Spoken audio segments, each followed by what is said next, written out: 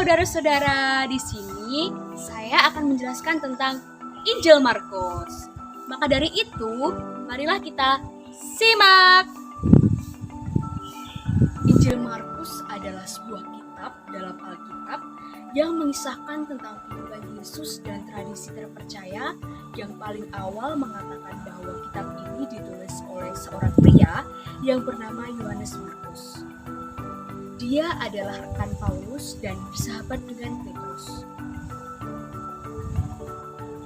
Tahun penulisan Injil ini sekitar tahun 55 dan 65 Masehi, pada saat masa penganiayaan orang Kristen oleh bangsa Romawi.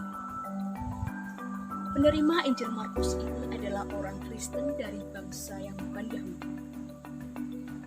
Isi dari kitab ini terdiri dari 16 pasal.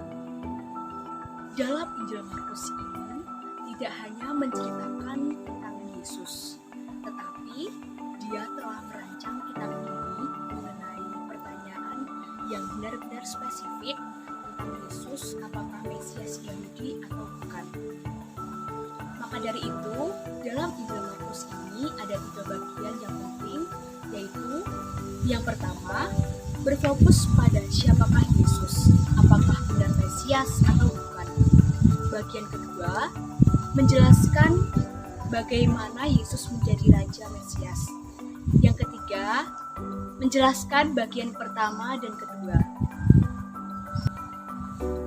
Dalam Injil Markus ini ada beberapa perikop khas, yaitu pertama, Yesus menyembuhkan banyak orang yang terdapat pada Markus bab 3 ayat 7 sampai 12.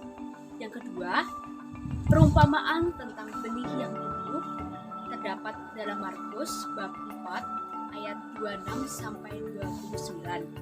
Ketiga, Yesus menyembuhkan seorang tuli dalam Markus bab 7 ayat 31 sampai 37.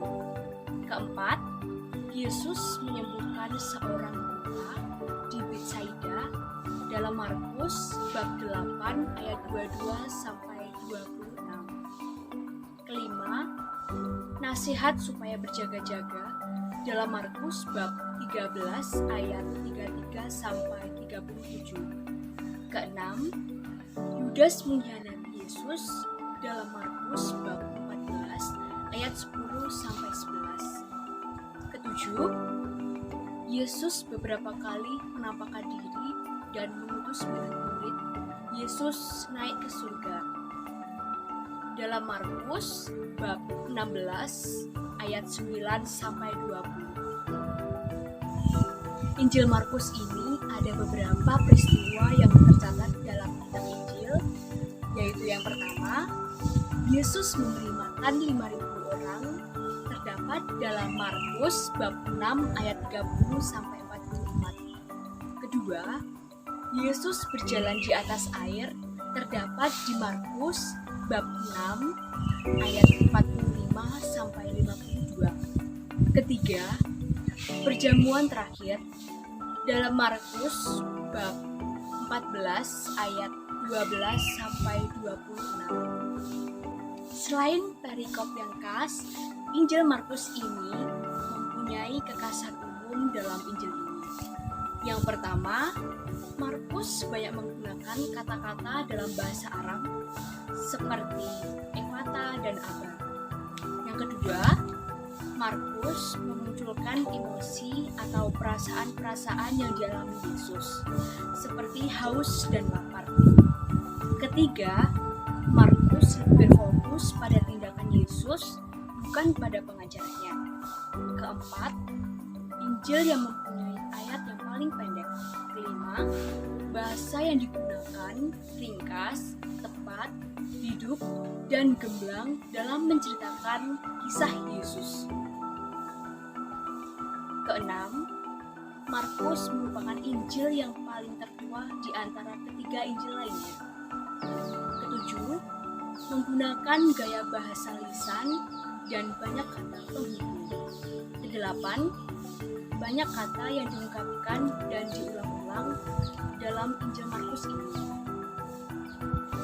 Baik, dalam Injil Markus ini ada pesan teologis, bahwa melalui Injil Markus ini kita dibuktikan bahwa Yesus Kristus adalah hamba Allah yang memberikan dirinya sebagai kurban atas dosa-dosa manusia.